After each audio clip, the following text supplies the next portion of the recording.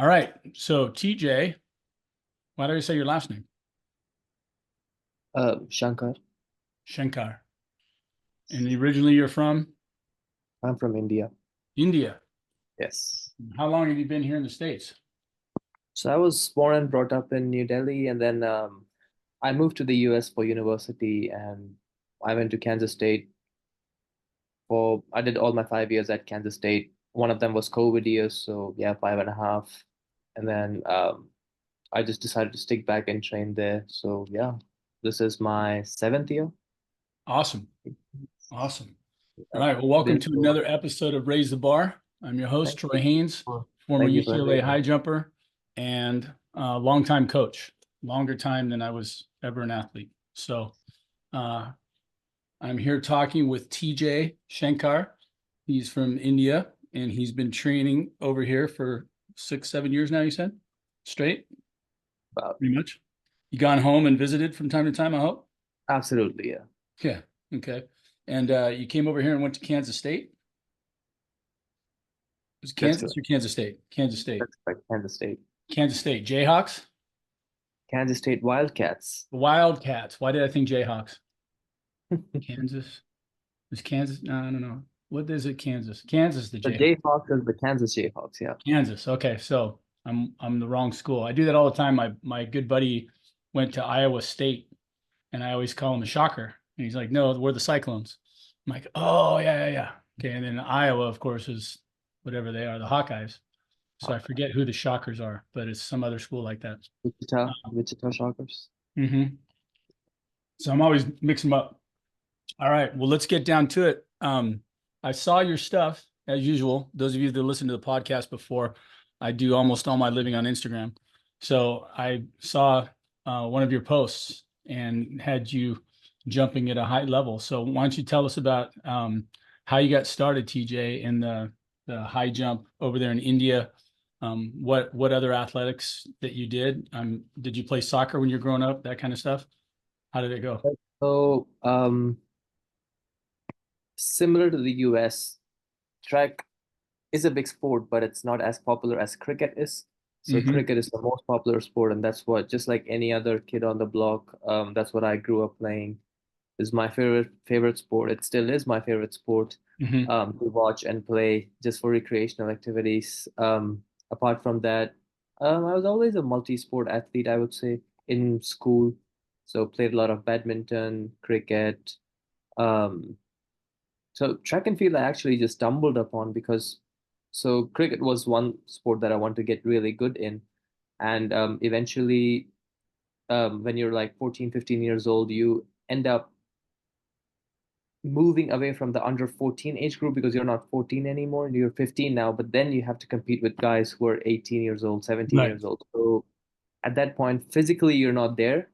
So the only way you can get better, and that's what the coach, the physical education teacher that come to our school at that point said that, hey, if you want to get better and compete with those guys, it's not about the skill, but you have to get fitter, stronger, faster, be able to run behind the ball, do all those activities. So in order Right. to get better than that, why don't you do athletics, track and field with me, and let's see if that translates into your sport, which is cricket. And that's how I started doing track and field. And it wasn't necessarily jumping, it was everything to do with running, jumping, throwing, just stuff to get hmm physically, one, better, and two, have fun. That was the Right. only goal that I had. And then I didn't realize when I got sucked into high jumping and cricket was just it was just in a memory, and now I just watch games and never play. But Mm. yeah, that's how I got into track and field, and then yeah, just kept So, going. And I think the two most important things are, one, if you're winning, and two, if you're having fun, you just stick to that sport, and that's how I stuck with track and field.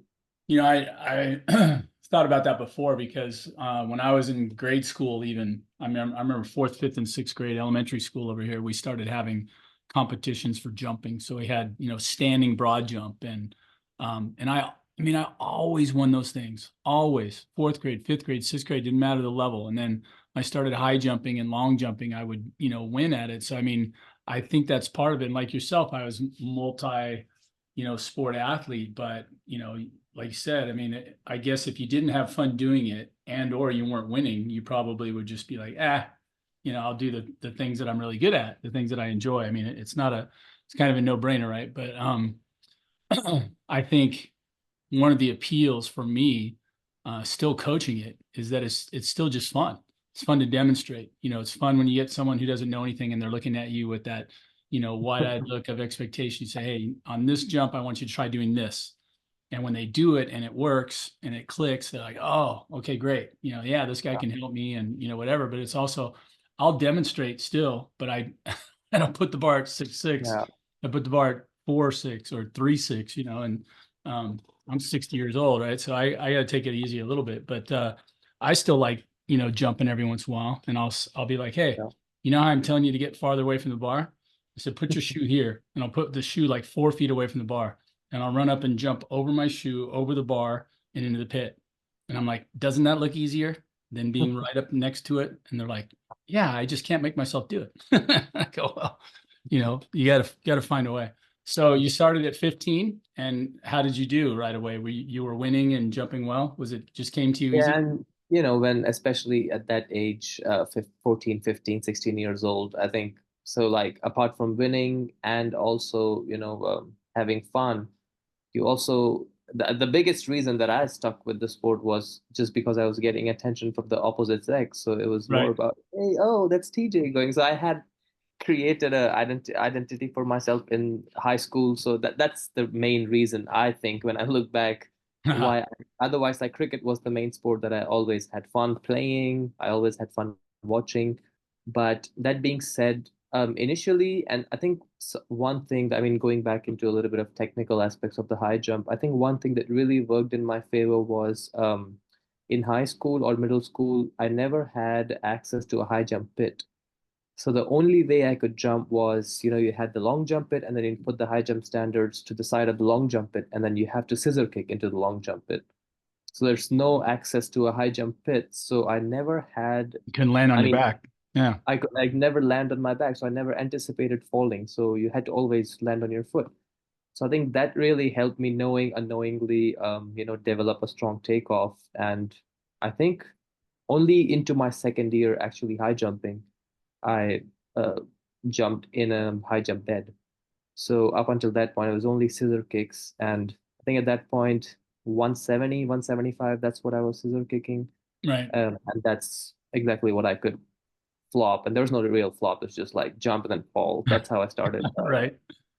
That's using the interesting. mat and then slowly progressed into the Fosbury flop. I've never thought about that. So, I have that on my list of two or three fallback drills for people that are having trouble hitting vertical, right? So I'm like, okay, well, you can do scissors. Scissors are great. I said they'll make you take off straight up and down because you're not going to let your head go over. Like you said, you're going to land on your feet.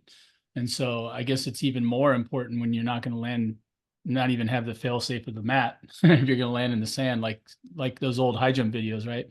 They show people jump off one leg and they do these weird contortions in the air, and then they land on one foot in the sand, right? So, but I could see how that would help, hitting vertical. Now, maybe the reason that you only jumped so high, like you said, you didn't know when you could go back, Especially as a whatever. beginner, when you start off, that's the first tendency is to go and aim for the bed or like fall like Hmm. you see that happening among so many younger kids. That's the first tendency when you start out. So Yeah. luckily unknowingly I developed something that was complete opposite of that. Yeah. Yeah. I've been thinking about this. It's funny that you bring this up, TJ, because I've had in the last 5 or 6 years of this training business that I run, I mostly coach, high school kids that are trying to get up, and jump well and maybe go to their state meet or maybe, and get a college scholarship eventually or, whatever they're trying to do. But I've had a rash of first I got people that were super flexible. So, like you're saying, the ones that are not only just laying right in the bed, but they're good at it. Like they're in these really nice, bendy positions where I'm like, wow, Or that's fantastic. First jump. I had this kid, he just jumped 6'9" this last weekend and finished fourth in state. And I got him when he was in, ninth grade. I think we were together for either eighth and ninth or ninth and 10th, just a little. They'd come down and see me, long drive for them. And so, but he was so bendy. He was just this beautiful layout. But I mean, he literally in the middle of his takeoff would already have his head thrown back and his hands on his hips and this beautiful layout. And I'm like, dude, I love your layout position, but we got to do a lot of other work first. You got to drive your knee up. You got to keep rising up and find a place where the timing is there for you to do your layout move. Because I understand, I saw on his post, Malachi, if you're out there listening, is Malachi Carrasco. He had one of his first posts on Instagram that he was running into his bed, like literally 2 steps in his own bedroom, jumping up in the air, laying in this perfect position and landing in his bed, which I think he said he ended up breaking later. And I said, that's not surprising because I'm sure he did it more than once. But I'm like, so I got the real bendies. So I called them the real bendies and I had to work on hitting vertical, right? And then I got a crush of, it just seems like they come at me in waves. It's like God's trying to tell me, I want you to work on this. So, I had the real bendies and then I had the people that were way too close to the bar. I mean, just like, and I'm looking at them going, I don't even know how you can get up in the air without touching the darn thing, and it's actually forced me to realize that if you're too close to the bar, I can almost guarantee your knee drive is going back into the curve and you are probably jumping straight up because they can't go across at all or they'll just hit the bar with their head. So I'm like, in some ways, it's taught me that maybe as an overtraining technique, where you go, hey, I'm going to move you too close to the bar for a while and, we'll put it down lower. So at least you don't have to worry about hitting your head on it, but you're going to run pretty fast and really drive your knee the other way, and then once they get good at it, then, let them get farther out a la Barshim. A good Which is my drill that I favorite. like for, that particular thing that you're talking about is I've seen videos or even we've done that in the past where you st stack instead of putting a bar, you just stack a couple pits on top of each other and just try to go Mm-hmm. up and instead of Yeah. Sit on it. Right. I seen that yeah, on my feet. I remember one guy ran around the curve and just jumped up and then just sat on the try to pits. sit on it. Yeah. Yeah. That's a cool idea. Yeah. I like that one. You have to have the right setup. Yeah, for sure. A lot of the pits that I jump on are, those three layer Mm. things and they're all tied together and you got to have like 25 people to stand them on their end. So that doesn't work, but yeah, that's a great idea. Um, so track along it. So at 15, I don't know how school system works in India, but for us, you'd be in junior high or already starting high Very school. similar to the US. Yeah. Similar. So, once you're 15, you're probably a freshman in high school ish, right? So you're going on through. So track along with us there and then, tell us your big meet finishes. And then when did you decide you were coming over here, to the States? So yeah, 15, 16.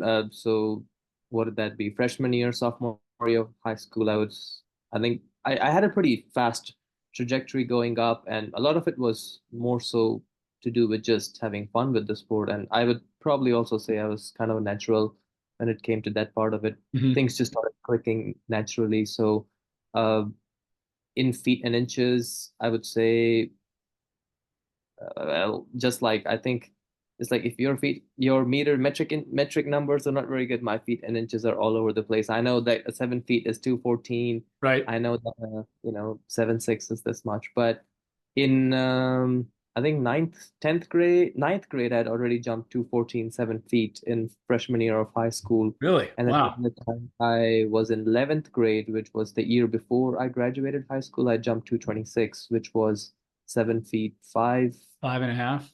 and Is a it half inches. five and a half, 5 3/4? Yeah. At that Yeah. time, it was me and Vernon Turner, the other high jumper from the US, who were like back and forth at the top of the world in the World Juniors. Yeah. under 20 age group. So me in the other part of the globe would look at rankings and see, oh, there's this guy from Oklahoma, from USA who's jumping really high. And then that's what he Mhm. told me when we met in university. He went to University of Oklahoma, I went to Kansas State. So we Right. ended up being in the same conference, and he would tell Right. me how he would look at the rankings of some guy sitting in India jumping to 26, and That's we talked awesome. about it. But so that was how high school was, and both of us were really good out of high school. We met in the same conference in college, came here, saw there was so many other kids who were jumping equally high. You had Juwan Harrison, all these guys are my class. So Ernie Sears, all Yes. the good guys. Sears Isaiah, goes you to talked SC, about right? To USC, or he did. he Yeah. did when he did go to USC. You talked about Isaiah Holmes. He was Hmm. my class. So yeah, a lot of good guys. Yeah, A good that's group. so amazing. So, man, you're jumping so high so early. 226 is Olympic trial qualifying over here for sure. What it now? So that was in high school. You decided to come over here. Now, in your college career, you're how many years in are you now at Kansas State? So I did my 5 years at Kansas State. So I started in 2017. I was here 18, 19, 20, 21, and I graduated in 22 with my master's. Um, and one of those years was COVID. That's why I was able to Yeah. do 5 years instead of four. And then I worked for a couple of years, and then now I'm again back to trying to do full time track and field. So you're 24, 25 years old? I'm 25, turning 26. 25. Okay. And now when you jump, now that you're quote unquote professional, right? What what is the process like? Because you're talking to someone who was trying to do the same things, you know, 30 years ago. In 1988, I was 28 years old and I was trying to get to the US Olympic trials, and the qualifying height kept going up on me every year. So in 84, when I was a sophomore at UCLA, I jumped, 218, I think. The Olympic qualifying height was two, let's see, 220 is what?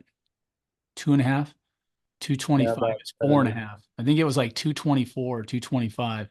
And it kept going up after that. So I wasn't getting any better and the height kept going up. But I still could jump 7.2 or 7.3 and I wanted to jump 7.5, blah, blah, blah. So I would go to meets and do what I could do, but I never got an A standard or a B standard. So I always tell the story. I had the Olympic dream. I love the Olympics. I get Yeah. excited every year. And I tried, three different times. The time that I got the closest was the time that I didn't even realize I was closer to being it, which was when I jumped 7.2 and the try height was only 4.25 or whatever it was. And I was like, somebody goes, "Hey, you're only a couple inches away." And I was like, "Oh, because that year was the first year I'd even jumped 7 feet." So my goal that year had been to jump 7 feet. And if on the off chance I could get to 7.2, I knew I could get a scholarship, because I was just a walk on at UCLA.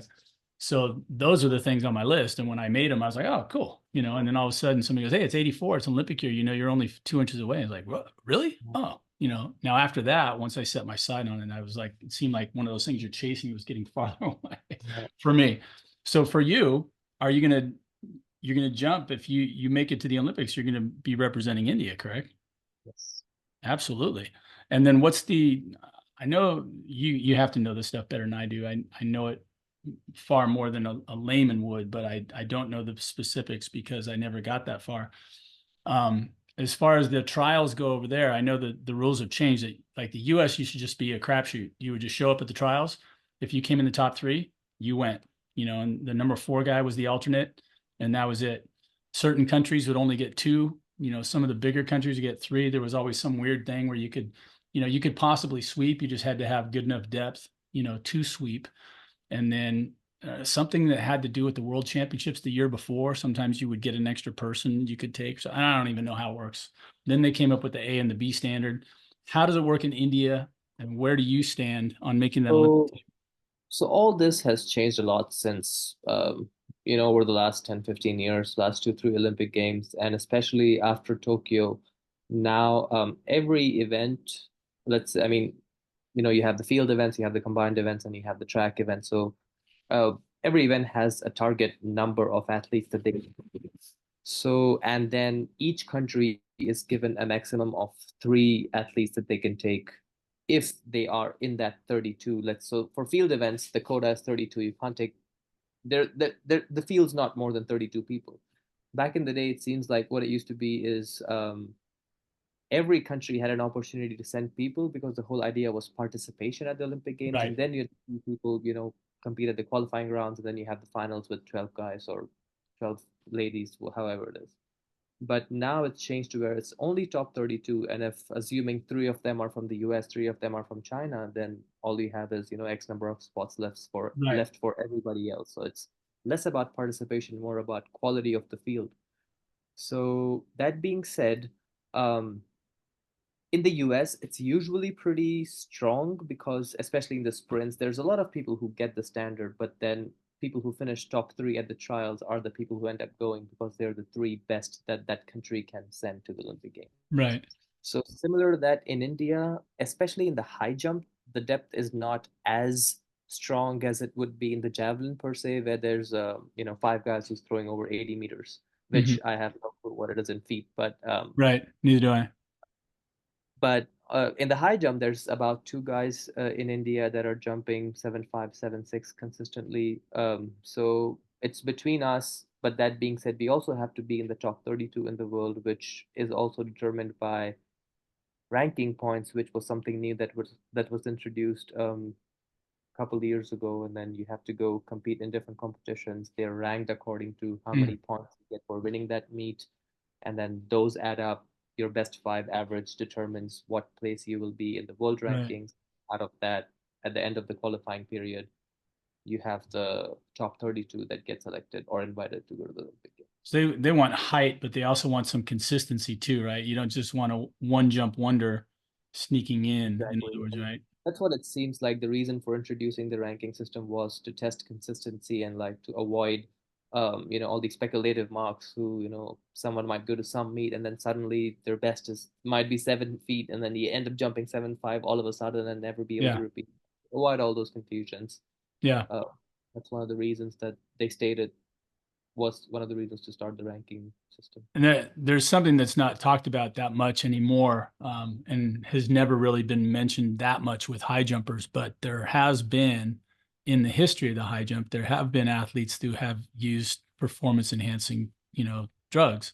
So you have people that jump out of the woodwork early in the season, right? So they'll jump 7.5 or 7.6, right? And they're jumping really well, but it's at some non-sanctioned meet and there's no testing, right? And then as you get to crunch time, you get to the bigger meets, there's going to be random testing, right? At the trials, they're going to test, they're going to catch anybody that's using them. And, the world's full of people that have gotten caught at that point. So you have that as well. I think it's designed to catch, again, those ones that did it early under the influence and then came off and then maybe not as consistent after that, or like you said, it wasn't a big meet. Not that it's not impressive to jump 7.5 or 7.6, but it is more impressive to do it against better competition also, right? So all right, well, hey, let's do this, TJ. I want to give everybody a look at you. This is kind of more, if you're listening to this podcast, we're going to go through a couple minutes here where we look at TJ in action, because I have not seen that much of him, and I'm gonna share screen so that you and I can look at it, and you can feel free to tell me what to look at. I know what I always end up looking at, but because I love watching video of great high jumping. So, all right, we're gonna share screen, and we're gonna go to the desktop. Share. All right, and so let me double click. This is the one of them that TJ sent. Have I got it big enough? Let's make sure. Can you see that on your end, TJ? Did I lose you? Yes, I can see that. You Yeah, can see that's that? from 2 weeks ago in Arizona. Oh, Played great. in Yeah, well, season. it's at night, right? So in Arizona, it's probably boiling right now. So good idea to come up here. Okay, so I call this a European start just because you're running into your mark, even though it's not a complex run in, just a run and a skip. And I there we mean, if you go. wanna, we can go through all of it, or should we go through the whole video and then discuss each part, however you want to do it? Yeah, yeah. I tend to yeah. You you tell me. I'm Because I here to might have talk a about comment on you. because I might Yeah. have a comment on every one of When those things. And you right. describe the European start Oh earlier. God, I love this. Look how far out you are. So I'm always telling my athletes, I break it down into 5 phases: straight, curve, takeoff, flight, and layout. That's easiest for me, and I've got drills to go for each part and all that. So the first thing I'll teach them how to do is to run, because a lot of them don't know how to run. So right away, I notice, if you're watching here, knees as high as your hips. I love that. So I call that the front cycle. Back cycle is your feet kicking you in the butt, which is awesome. Yours are way up there high. Your arm swing's good. You're very tall and upright posture. I love that. It makes it easier to lean back if you're not leaning forward too far at the beginning, right? How tall are you, TJ? I'm about on a good day 6'4.5". 6'4.5", nice and tall. And you only weigh what, like a buck 70 or something? No, that's a lie. I weigh 188 pounds. 188. That's I'm a massive. big guy. Okay, for 6'4.5", that's actually All still of pretty last thin. year, and the year before, I did the decathlon. So a lot of the muscle mass that I did from the decathlon carried into the high jump. Ah, all right. Definitely one of the big things. Well, I love the high knees and the cycling on the straight. And then as you drop into your curve, 1, 2, 3, 4, 5. So here's 1, 2. The cycling maintains. What I call here is a perfect slide step. I notice your takeoff leg is, you notice the lower leg is flat to the ground here. On this one step, you did not cycle all the way through, which gets that foot on the ground quicker. And I noticed kind of a little bunny hop right there. I call that the bunny hop in the pea patch transition. I like that too. I noticed Vashti Cunningham does that. There's a couple other jumpers you can see, just a little kind of a little hitch load up. I've tried to teach it before and use it. I like that a lot. Great slide step. What I notice here is at your heel strike, the lean back angle, and I teach this all the time. I'm like, notice how these guys that are jumping Olympic type jumpers, when they're lining their upper body up with their leg, right, is really, really close to a straight line on your lean back angle.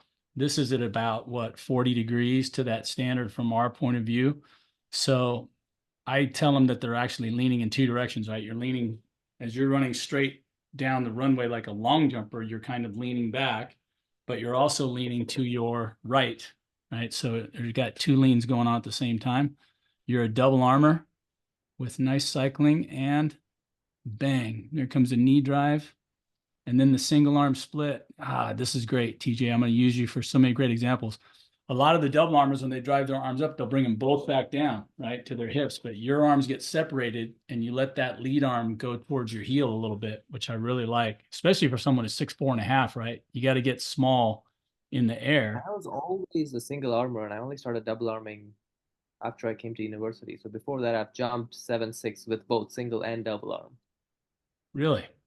That's a great thing, too. You know who else is like you? Have you seen any of Fabian Delrid, the guy from Yeah, Sweden? Have you met him? but I think he's a. If I'm 188, he seems like he's 200, and the Right? amount of force that he can generate is way more than I can generate. It But seems like. he's like 6'9" though. He's like six Wow. eight or 6'9". So he can carry a little more weight on that frame, right? But he started out like you. He was a single armor, Yeah. and now he's a double armor. And And so, he's a monster in the weight room, it seems like from the videos that I see. I'm right? nowhere near. Yeah. That's what I told him. I go, dude, you got to be huge. I watch your weight work. It's amazing. And he's like, oh, I'm not that big. I'm like, okay, I only know him through Instagram, and I knew that I'd only see his weightlifting videos, and I thought for the longest that he's a discus thrower. I never knew he was a high jumper. right. Awesome. When I get a minute, I'll send you a couple of his videos because we did the same thing. We did a little breakdown of him, and he's got one of. I used to say stupidly that I'm amazed at some of the things I used to pop off with, like I really know. I used to think that dragging your foot would just kill your lift. Kill your speed. You're slowing down. You're lowering down. You drag that drive knee up through the takeoff, right?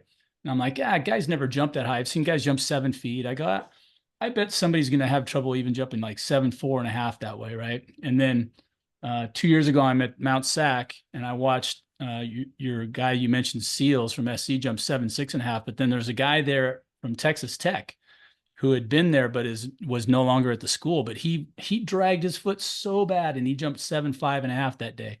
And I'm like, there you go, Haines, wrong again, And then no less than a week later, I'm breaking down Fabian's jump. He had a 7, 7 jump, and you can see the dust from him dragging his foot and jumping 7, 7, which is pretty amazing to me, just because it seems like it would be detrimental, to the high jump. So we got you leaning back, and your arms get pretty high up over your head, which I like. You got a little bit towards the bar at takeoff there. Is that due to the speed that you're moving? Probably. I mean, there's a couple of things here.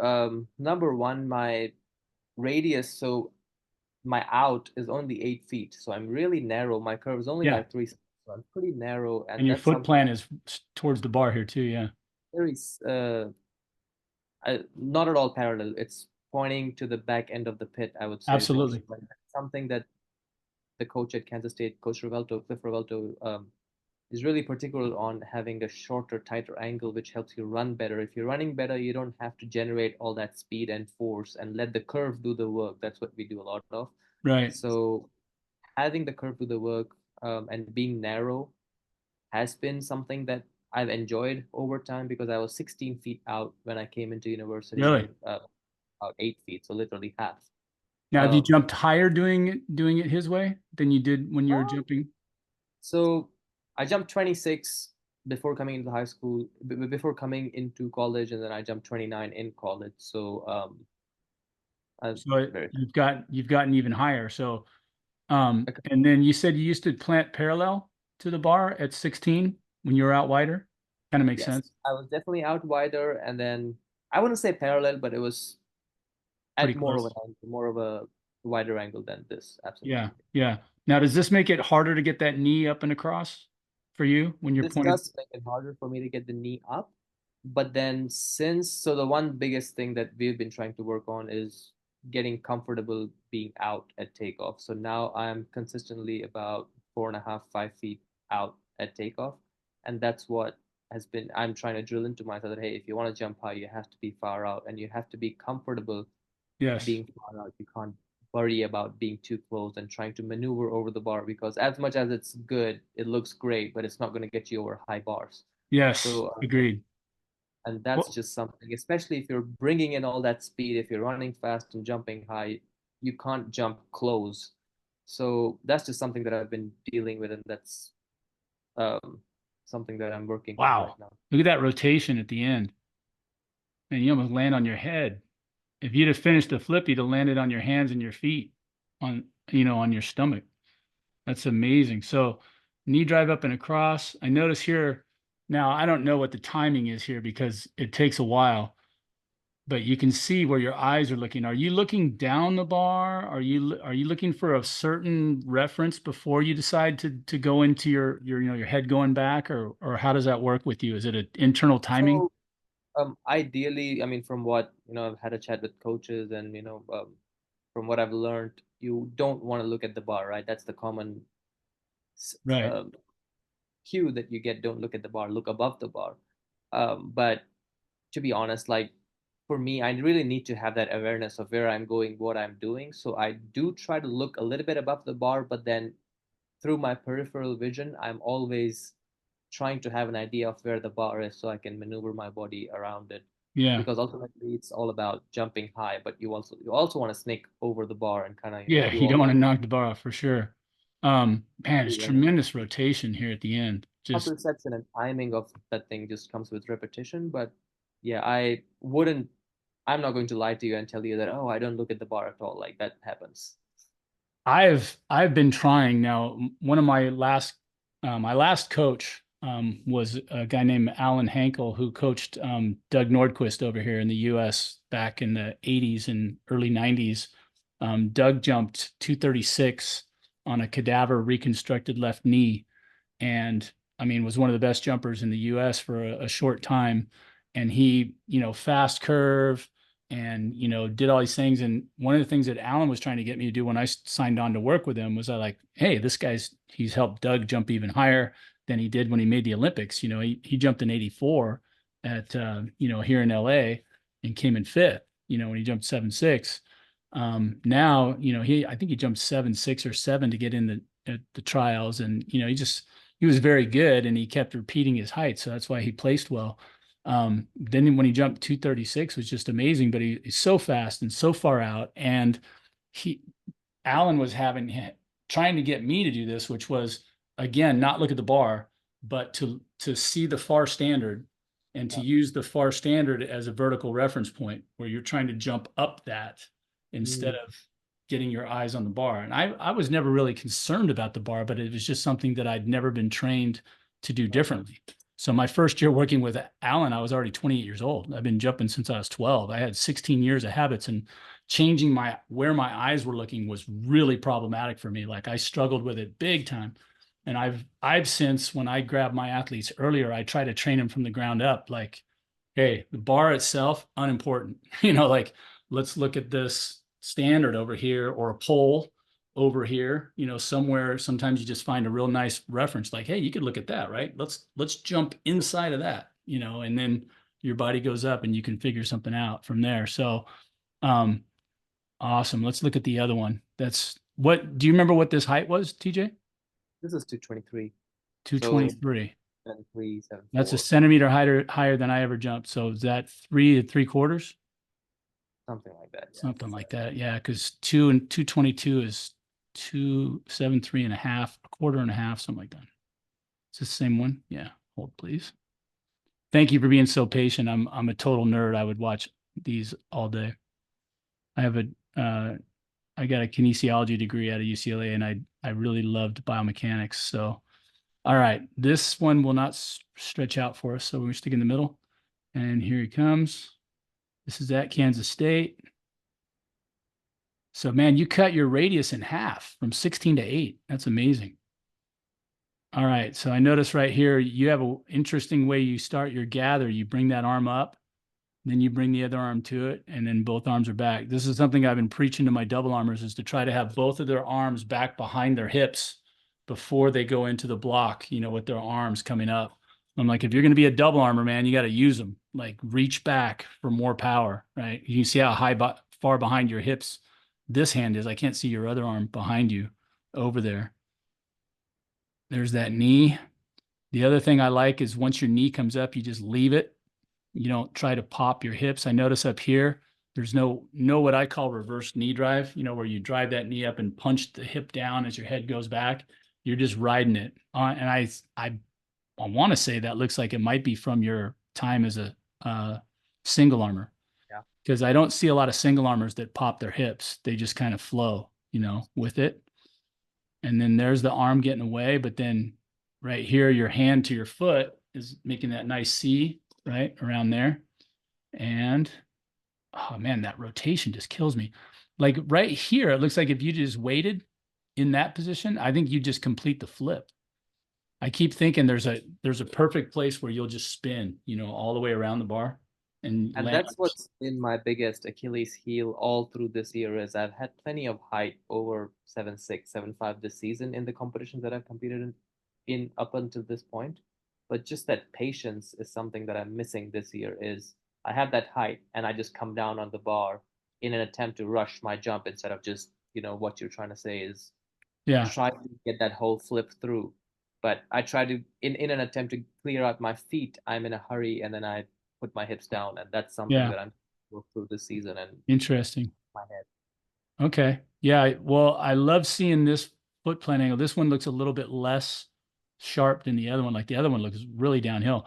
I got a video of a girl named Anika McPherson, who was, Mm. I think she's 37 now, right? Girl, a lady that was one of the best in the US for a while. She's like 5'5" or 5'6" or something. She jumped 2 meters and she's running fast. And I swear, TJ, her curve can't be more than 5 feet. It looks like, because the video that I have, she's on an indoor track and she's running on lane one, straight downhill, right? And when she decides to drop into her curve, she can't go more than 2 or 3 lanes worth of space over. So it looks like it's a very tight, Right curve. fast curve. And she puts her foot down, and no, this is no BS, at like not even a 45, but more like a 60-degree angle. Like she's running at it like it's a hurdle and just she bangs that knee up and across and gets her arm up, and she still gets all the way around, hits a nice position, gets great I think the rotation. biggest advantage of being, so tight is the time you spend over the bar is less, bottom line. Like you're not Hmm. on the bar, so Yes. chances of hitting it are less. But then again, then the timing part of it is really important when you decide to come out of your arch because a little bit slower, a little bit later, you're gonna hit the bar. So Yeah. Yeah. I've noticed that just because of the line you're running, wherever you're going, wherever you're heading is where you're going. I tell, the people that are too close to the bar a lot of times too, if you're getting too close in your curve, you'll see them all of a sudden just turn really hard at the end. And then I'm like, well, if you've pushed up at the beginning because you got more aggressive, you didn't get back, and now you're just kind of taking a hard left or a hard right, those last couple steps are going to be going down the bar. there's no other way to make the geometry work. So if your steps are going down the bar, now you're a long jumper. Now you're going to go, like you said, up and over, but it's going to take a while. And in some ways, you almost do have to jump into the pit, like almost a little bit sideways, just because you are running in a straight line now. When you're coming downhill the way you are at a 45, you don't have to worry about getting in the pit. You're going up and over, and you're going to end up in the pit, no problem. Um, so talk to us a little bit about training here. We've talked a lot about technique and uh, style. I love the double arm. Bam. First of all, what do you think you can jump this year? You think you can get up to 7'9", somewhere up there, one of the heights that's required to medal? Well, I don't know about 7'9", but I definitely think this year I have a 7'6", 7'7" in me that I really want to get out because since I started doing combined events training, so college for me was I came in as a really, high jumping high jumper, and then I had really great success in college as a high jumper. Um, but then I always had this inclination towards doing other events because I thought just doing one event was very, very taxing for me mentally, Hmm. and always trying to be so competitive and chasing that 1% was, and to be honest, that was just something that I struggled with because I want to see improvement that's tangible, and the arbitrary idea of okay, maybe improving 1 centimeter, which you're not seeing the improvement, but you're improving in the weight room, you're improving in the running. So those things add up, but I wasn't able to see that translate into my jump because I Right. was already jumping 29, 27, 28 consistently every single year, which is like you said, 7'6", 7'7" every single year. But then to get that 230, which is that mythical, 7'7" mark, I was not getting there. So that was really frustrating. So I thought, okay, I need to get out of the high jump, do add more events, maybe do some running. I was consistently on our 4x4 team at our university.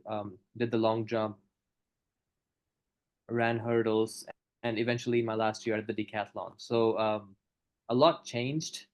So now I'm trying to get back into that high jump shape because like now I feel like okay, I've given my time, I've done all the events, I've enjoyed everything. Now I feel like I've have what it takes to get back into the high jump Mhm. approach with a little bit more freshness and also a little bit a different perspective because now I'm 6 years older than what I was in freshman year Yeah. of college.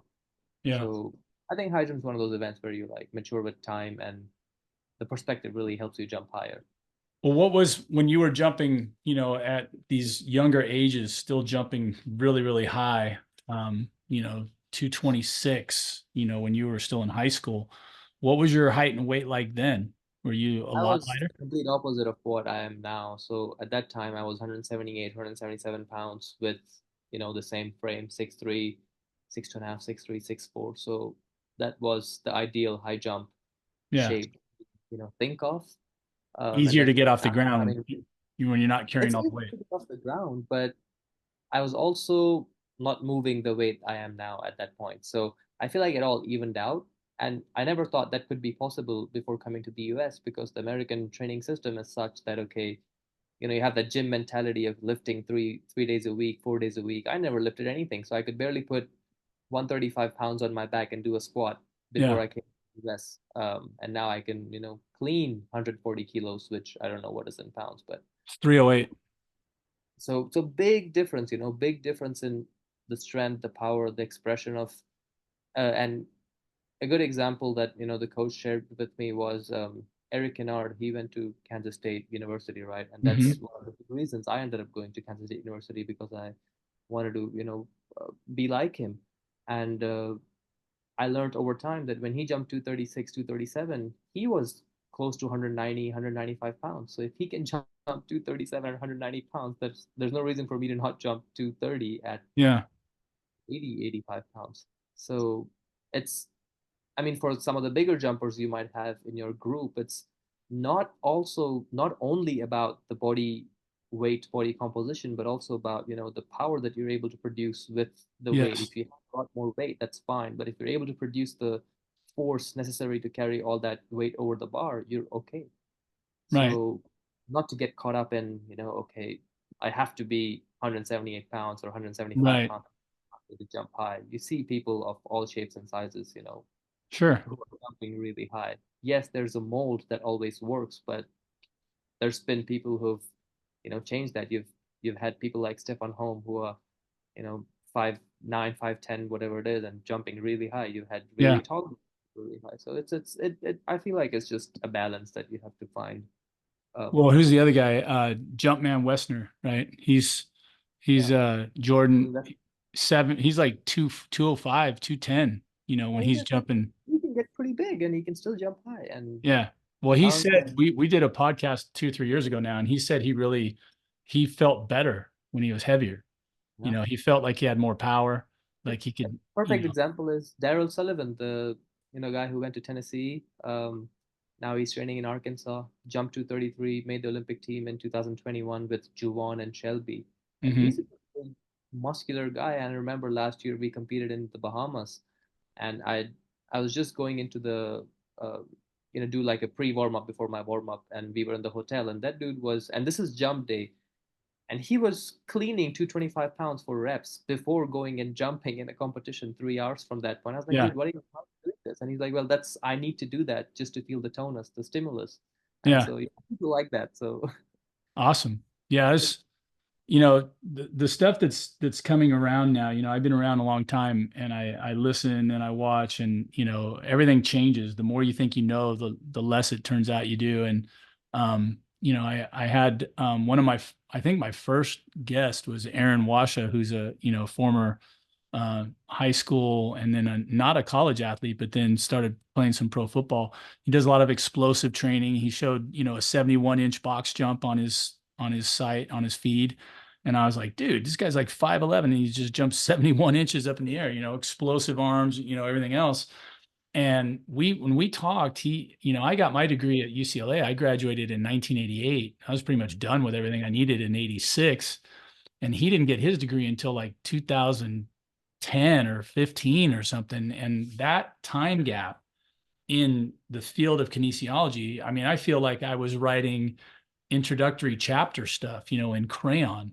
It was like the stuff that I learned is just like everybody goes, oh, yeah, no. We know so much more now. It's like we've learned all this different stuff, and some of the basic principles are still the same, but then there's other stuff like I remember I brought this up at the time. We were taught when I was at UCLA that isometrics had no place in yeah, your athletic training, none. And now, what's joint stability all about? What are you all what are you doing when go down and hold? Come up 2 inches, hold. Come up another 2 inches, hold. You're like, geez, why am I doing that? And it's like, Aaron told me it was one of the best parts of his training was the isometrics, set him up for the other things more. So I'm just like, my mind's constantly being blown, by what's coming up, now with you guys. With the decathlon, how did that go? I mean, was it just a break, a mental break, or well, did you that compete and well? How did that you get to the I ended national up level? scoring I ended up scoring 76, 66 points, which last year I broke the national record for India and also won a medal at the Asian Games. hmm So decathlon, not the high jump. So it started off as a venture, I mean, as an adventure activity, and then it eventually became really serious to where, okay, I had to prove a point to myself and ended up wanting to be a decathlete. And now I'm at a boat where I'm just very confused if I should continue high jumping or be a decathlete because Right. that's both are really interesting. And I think doing the decathlon really opened my eyes and made me enjoy the sport and appreciate all the other events that are in the sport and not just be in my silo of high jumping and like leaving a meet right after I'm done kind of a mindset. If it's a good meet, I'll stay there and chat with my friends. If it's Yeah. a bad meet, I'll get out back to the hotel. So getting out of that mindset of okay, there's so many other things, so many other events that are equally interesting, equally difficult to master, hmm and you have people doing it, and that just opened my eyes to it. And like in the decathlon, one of the toughest events that I have to deal with, which you can be really athletic, but it still embarrasses you, is the pole vault. hmm So that's something that I'm trying to learn, and I have massive respect now for the pole vaulters, which I would never even go and watch if I was, not doing the decathlon because I would have no interest in that event. Right. But now it just opens my eyes about that event and just makes me more excited about it and the sport in general. This is a side question, but do you find any parallels? Because I pole vaulted in high school, And then when I went to UCLA, I had the benefit of watching some very good pole vaulters being coached by one of the guys that I think is one of the best in the world at it, which is Anthony Curran. And I found watching, listening to him, and then actually starting to coach it myself with some athletes that there are some amazing parallels between high jump and pole vault, where I'm like, I'll tell my kids sometimes, I go, you're like a one-legged pole vaulter. Basically, you're putting that lead leg out in front of you, the same way you do with the pole, and you're going to ride that thing up. We want to finish that all the way up before you even start worrying about, laying back or, I tweak it however I need to make the point work. And But I think between the pole vault and the high jump, like you pointed out, two things that really stand out to me in my experience was number one, just outside of the technical aspect of things, just the incredibly positive mindset that you have to have, because it's a pretty much you have to motivate yourself to get over each bar, and this is one event, high jump and pole vault, where you're always going to lose to the bar. You're never going to be able to conquer every height that's thrown at you. yeah, So every competition is ending with three X's unless you choose to pass. right. So that was something. Just the mindset of things was really different. Which, I mean, yes, very similar, but also coming to the technicality of things, the body proprioception in the pole vault and the high jump are the two events where you don't look at what you do, and you have to do it. So the time that it takes in the pole vault, it's front ways, in the high jump, it's back ways. You're not looking at yourself. You don't know how you're doing. You can only look at the film, and you can't even appreciate your work. My biggest regret is not watching me high jump. I mean, I can't do that, right? You can't watch Yeah, yourself high jump because it's in film, but maybe for a thrower, or they can watch their throw. I mean, you have that great feeling of, okay, the throw leaves your hand and it's going far. You turn around, it's still going. You're like, ah, oh, that's awesome. But yeah, high jump doesn't make a good bar. It just feels like a 205 might feel like a 230. You were just up in the air for a little bit longer, but right. nothing felt any different. Interesting. Yeah. So so yeah, if you set the national record in India, then you could conceivably go to the Olympics in that as well. Is that correct? Well, like I said, so in the combined events now, it's only 24 in the combined events that go, and then you have 32 in all field events, and you have Oh, 50 in all track events. so it's a So tougher it's make to all get in the tougher. top So 24. yes, and yeah. Okay. So even if you're number one in India, might not break through So that my number. biggest goal is this year is to make it at the high jump, which I think I'm pretty close. So if I have three more meets lined up this season before the qualification period ends, end of next month, in end of June. Right. So if I do what I think I can do in the next three meets, I feel like the Olympics shouldn't be a distant dream. Now, I used to remember there being an overall, like I had people tell me, I go, hey, you're part Italian. Why don't you go jump for Italy? Back when I was in college, there weren't any Italian jumpers. I'm like, oh, that'd been great. They go, yeah, you could get in the Olympics that way. I'm like, never really thought about it, because first of all, 3.5 wasn't going to do it. But secondly, even if that was a number one jump at that time, there is an Olympic minimum, right? What's the Olympic minimum that you have to make to go from any country? I like now with the new ranking system, I don't think there's a set minimum mark, but if you end up being in the rankings and if you are in the top 32, you can't be in the top 32 without consistently jumping over 7.4, 7.5. So Yeah. Okay. it's kind of like I don't know. There's no set number, but to be in that number, you have to kind of be there. Otherwise, there's Yeah. going to be Okay.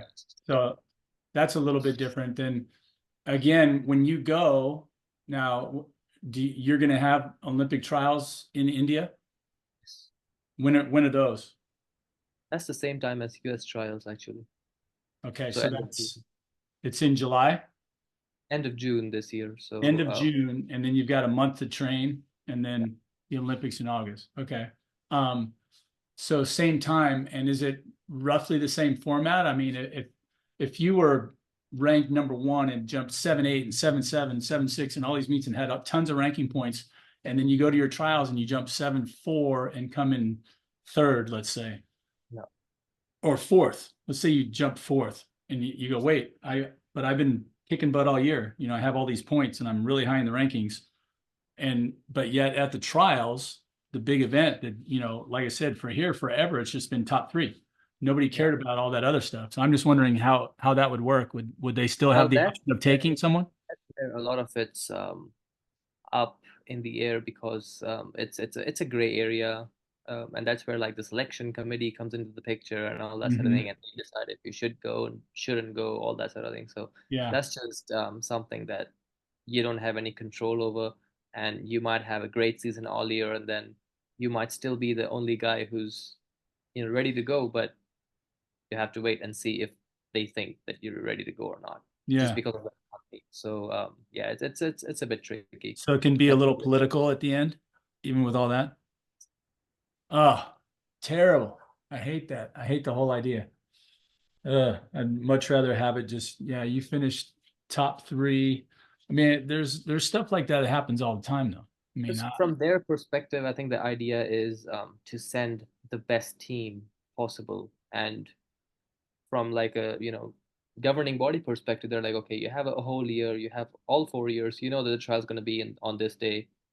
So your job is to peak on that yeah, given day, show us how it's done, and show us that you're in great form to go and represent the country. So I yeah. understand that perspective also. Okay.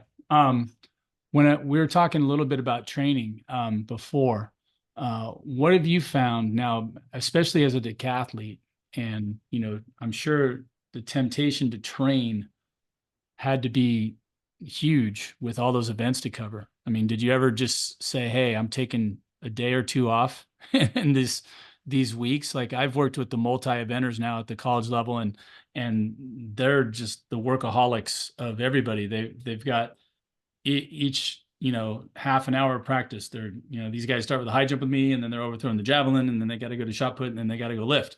You know, and I'm like, okay, is there any time in there for you guys to breathe and take a day off?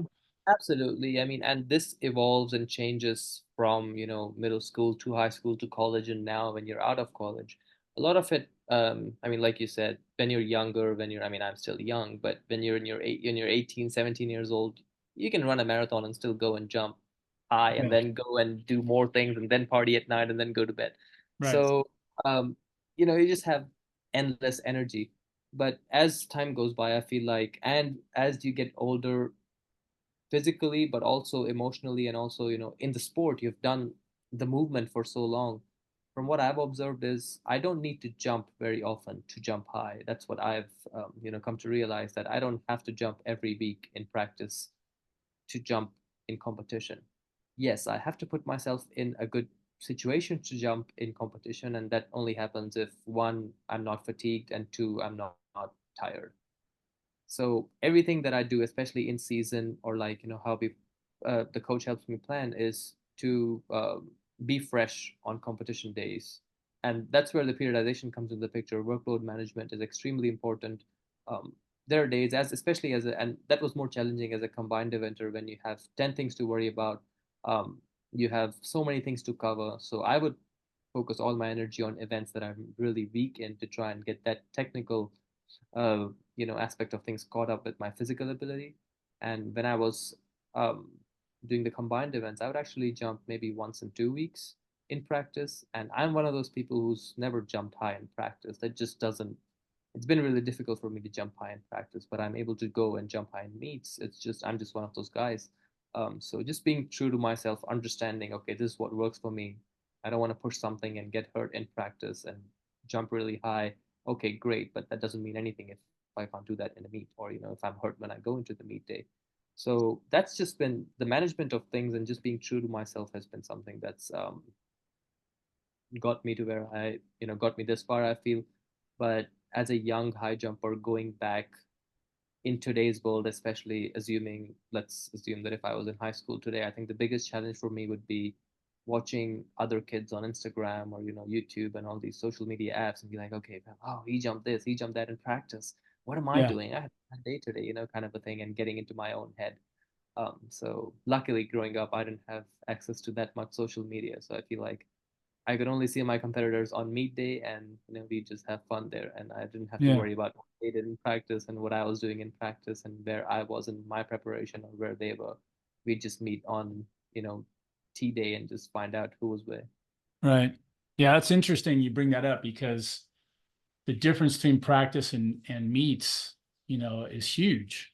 I always wondered about that. It's like, I was And there's always the guys who same. jump extremely high in practice and jump the same in competitions, and there's guys who can't jump high in practice, but Yeah. jump well in competition. And ultimately, that's what matters, what you finish in a competition. Yeah. Yeah.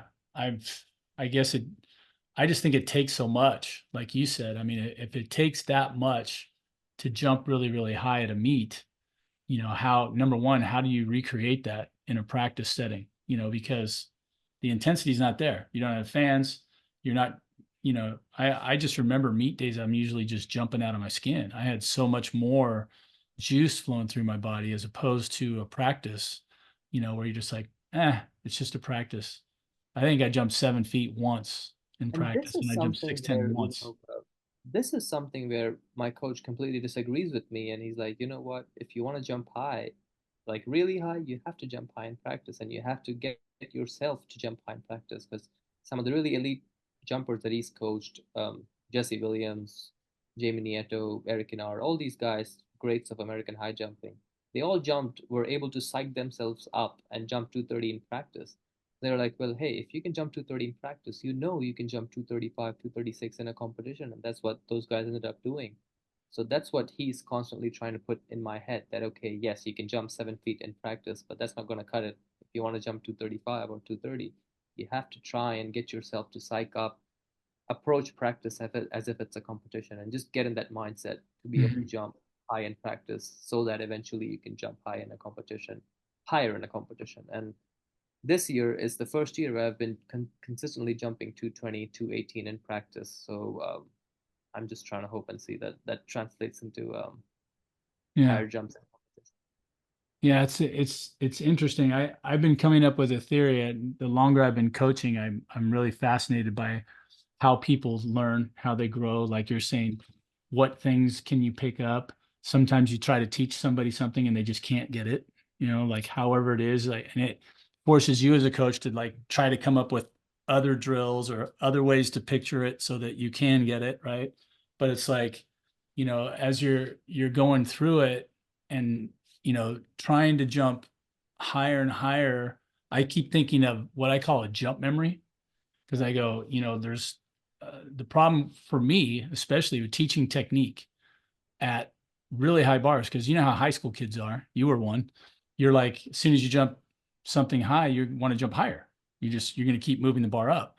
And I'd be like, well, if we're going to be working on technique, I think your brain has very easy access to these little folders. I think our brains are set up kind of like these computers.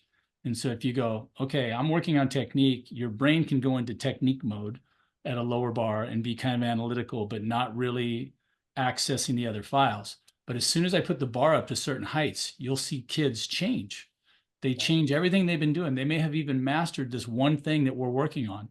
And I say, okay, let's move it up. I'm kind of just like I was a jumper, right? So I'm like, yeah, All well, of us at every it level. looks good. It looks like you got it. So let's push it up.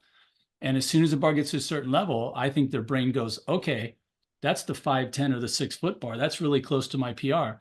And their brain just goes to the 5'10" and 6 foot file and goes, this is how we did that, and they pull that jump out and they run through and do that. And I'm like, no, that's what we're trying to get away from. That I'm guilty of worked. doing So that there. every time I see my PR. So Right. Say that I, again. I'm sorry. I'm guilty of doing that every time I see my PR, and I've been doing this for a long time. And I'm sure all the other high jumpers say the same thing at every level. So this is like, I feel, a very common problem at every level, be it high school or even the elitist of high jumpers. They say, "Oh, like I saw the high bar and just completely changed my technique," and Yeah. Yeah.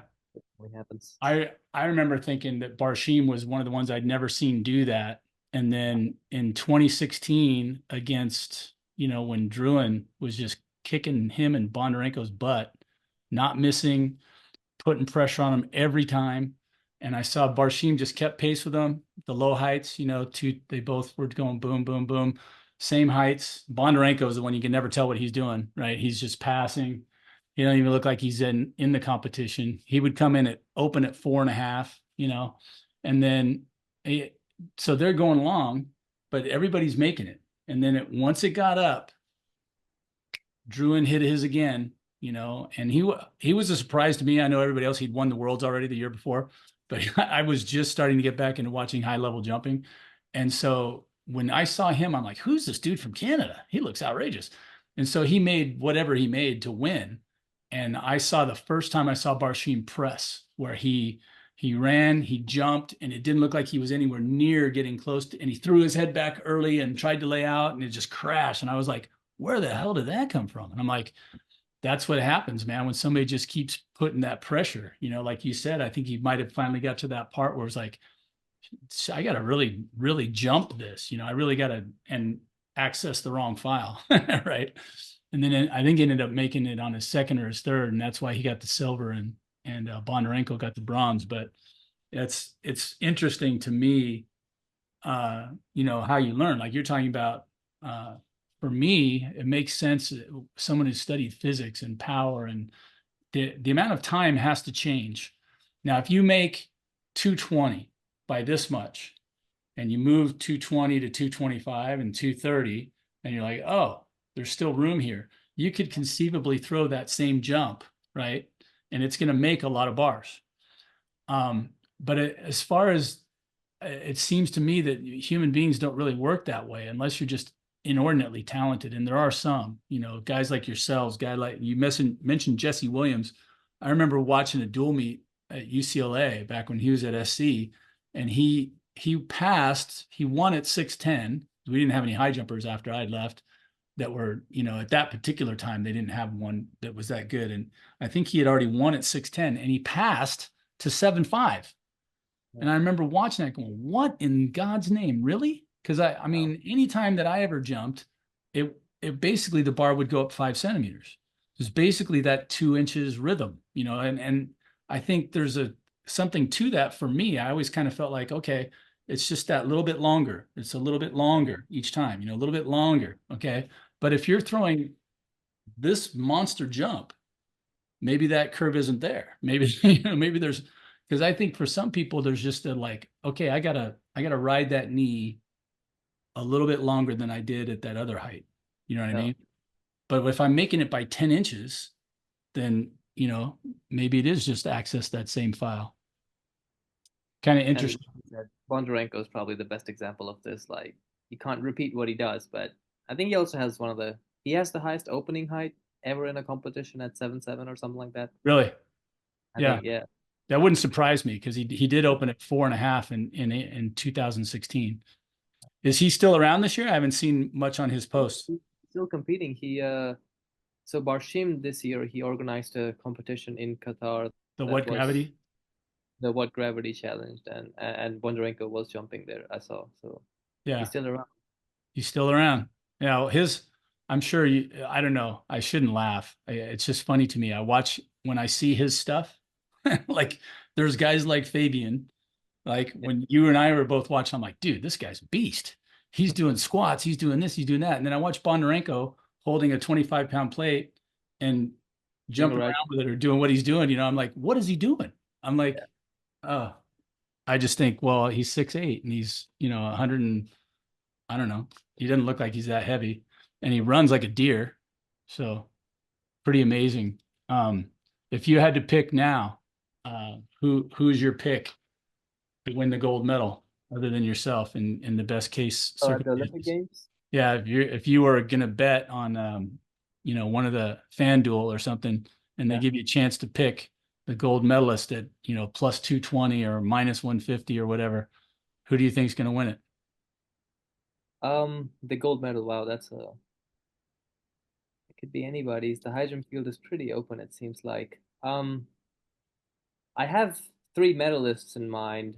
I mean, I would definitely not discount Barshim. I feel like he's a big competitor, big Yeah. competition guy, and he always knows how to figure it out.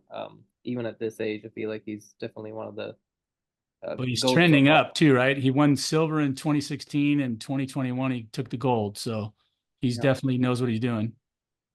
goat of our sport. I've been seeing on Tamberi stories that he's been hurt, so I don't know how it's going to be for him. Mm, But from an American perspective, between Shelby and Juwan, I feel like one of those guys should place on the podium this year. Maybe it could be Juwan. Shelby's been really consistent, but I definitely think I would pick Juwan as one of my contenders, and Wu from South Korea would probably be one of my yeah, yeah, third. he's awfully good. What about Jawan doing the long jump still? Is he still doing both? I haven't seen a lot of his long jumping this year recently, but he did jump 7.7, 7.8 this year already as a Yeah, high jump. yeah. I just know, in 2021 he made it to the final in both, which is Okay. amazing. Amazing athlete. And then he jumped higher than anybody's ever jumped in the Olympics to come in like ninth or something. Didn't he jump like 8 3/4 or something and came in ninth place? It was crazy. Um, One of my favorites I'm rooting for, and I know he's not listening to the podcast, but I'm like, uh, Brandon Stark from Yeah. Australia. I'm like, I love watching him train. He's not he's definitely not a gatekeeper. He shows a lot of his stuff, as he's doing it. And then I just love watching him jump. And I know he jumped pretty well last time. So Yeah. I'd like to see him break through and get a medal. Just because, I know he can jump 7.8 or 7.9 if he gets it all together right, but it's hard to go against the Barshims and the guys that have been consistent. Um, but I can't remember what Bondarenko did in 2021 either. I haven't watched that video all the way through. I think I watched it live, but Yeah, I I don't can't remember remember. if I'm sure he would have been there, but yeah, it Yeah, doesn't leave any memory of his jumping. I know, right? It's always interesting to see who gets there. The other guy I really liked watching. I watched 2016 and then I think 2017 Worlds. So after Barshim lost to Druin, he came back the next year and just destroyed everybody at Worlds. Like he was pretty highly Um, motivated, it looked like. And there was that guy from Mexico. Um, Edgar Rivera. yes, that guy. He's got that. It looks weird, but there's something about his rotation up on top. It's almost fault, yeah. He looks like yeah, like yours almost. Like he does that flip, Way more than mine. Yeah, but it's crazy. And then you're watching me go, he made that by 8 inches. Like he made 7.4, 7.5 and just went up. And all of a sudden it was like, whoosh. You're like, holy crap. That was He's one of those way over. like short steppy on the curve and just powering up. Yeah. Mhm. So he's not a high cycler and not moving real fast. Yeah, you don't see that. He's one of those people he's really tall. He's taller than me, but he moves really fast for his height, and he has really short steps and just fast on the curve. Hmm. And kind of his approach is very similar. It seems like it's very similar to that of a dunker who would get ready to go and dunk a basketball. Yeah. Kind of goes like that, loads up, and just like puts his Big foot down power. and up in Big the air. power. Yeah. Well, that's the one thing I've been trying to get across to my athletes, the way younger ones than you that everybody's talking about more power. Everything's about power training now. So you've got speed agility, explosive power training, power sprinting, power this. And the applications to all the sports over here are amazing here in the US. You could use power training to increase your speed and agility and your straight line running speed and all that. I would confidently say you could use it for soccer, tennis, basketball, volleyball, baseball. You could anything that requires explosive, quick, from here to there, get there quick or have some agility, speed or whatever. But I know power is force times velocity. So, if you can make somebody faster and they can produce force, you're increasing their power. And if you can make them faster and, like you did, improve your force output in the weight room, now you're doing both. I use the analogy, it's like uh, speed, which speed is stride rate times stride length, right? So you're standing at zero, you're not taking any steps, and your strides are zero long. But as soon as you start moving, you've got a stride rate that's going to start picking up, and you've got a stride length that's going to start lengthening out to a point, right? And there's some happy spot there in the middle. But ideally, you keep increasing both, to whatever extent you can. Exactly. Um, Yeah. well, hey, I so appreciate your time, TJ. I would talk to you for hours, but you're probably just I'm I'm starting to currently yawn.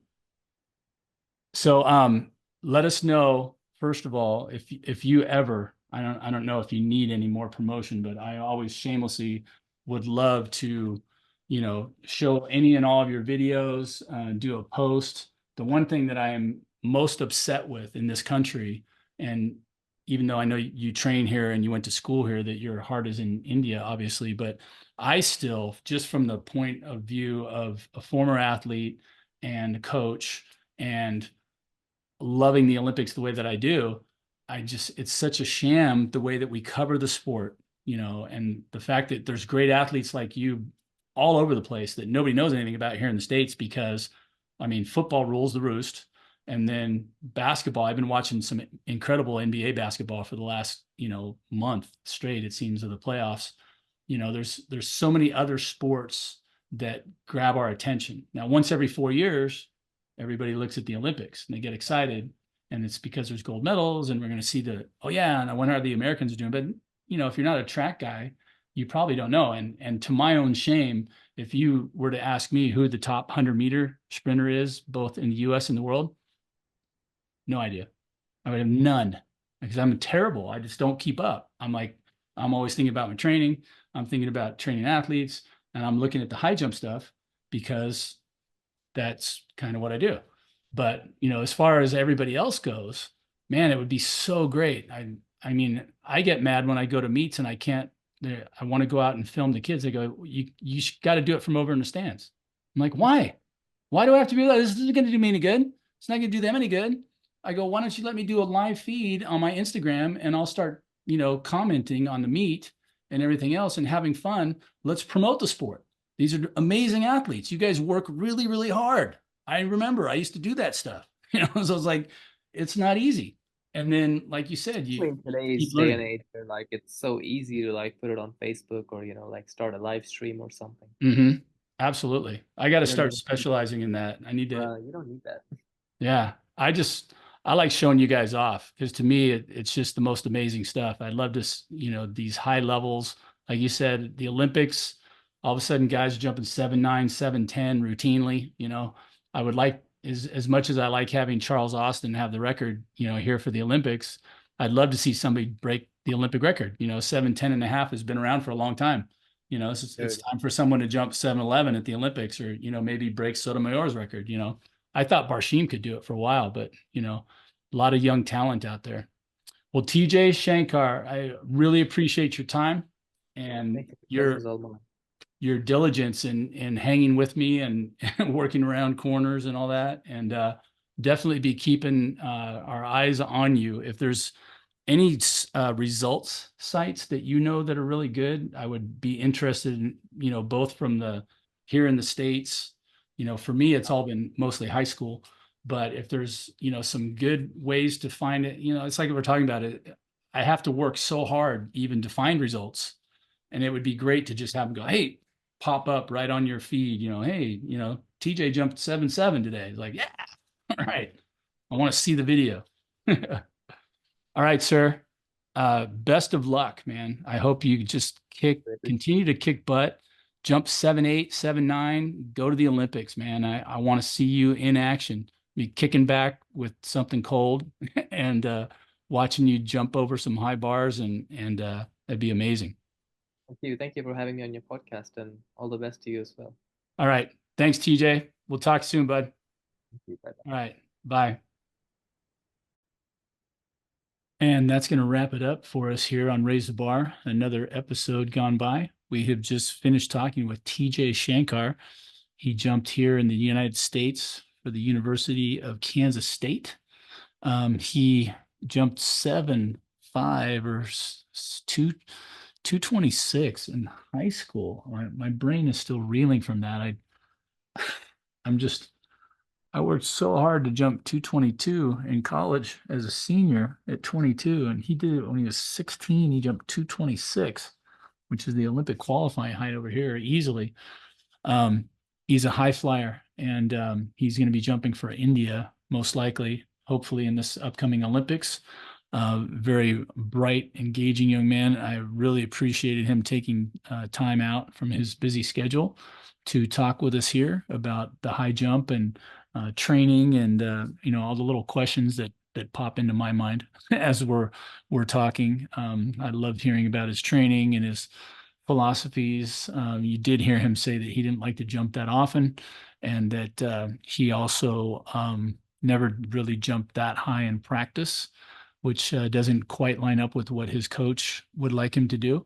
So, a really good listen, and I would encourage you to keep listening as we will continue to try to get high level athletes like TJ and like Isaiah and like Fabian Delrid and the former great American high jumper Doug Nordquist. We've had many high flyers in here. Leo Williams, who was an alternate on the 84 team, to name a few guys jumping 7'7", 7'6", 7'8", like Doug did at 236, 7'8" and 3/4. I forget what it is. It's way up there. So it's rarefied air. Having only jumped 222, when I hear numbers like that, it's kind of mind boggling. And having jumped against guys like that and watching them do things like that, yeah, just amazing. So um, we are going to continue to try to get you the best and highest flying, high jumpers, pole vaulters, long and triple jumpers, speed and power type experts, um, you know, personal trainers, physical therapists, anything that can help high jumpers and long jumpers and these explosive, amazing athletes, pole vaulters and triple jumpers do what they do and succeed and hopefully draw some attention other than the Olympic years. So until next time, it's Troy Haines signing off from another episode of Raise the Bar. We'll talk to you soon.